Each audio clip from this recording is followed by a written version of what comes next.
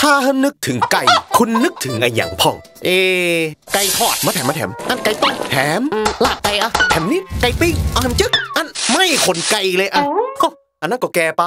แต่ถ้านึกถึงไก่สดคุณภาพคุณต้องนึกถึงเฮา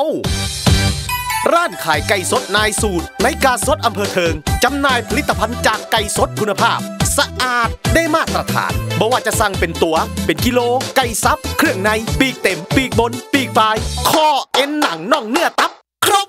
มากมายกว่า20รายการให้เลือกในราคาที่เป็นกันเองร้านขายไก่สดนายสูตรอยู่ในกาสดอำเภอเทิงสังเกตให้ดีอยู่ติดกับแผงขายปลาเปิดตั้งแต่ตี 4 ถึง 6 โมงแรงกุวัดบ่มีวันหยุดโทร 084-930-3126 สุดยอดเรื่องไก่ต้องร้านขายไก่สดนายสูตรกาสดอำเภอเทิง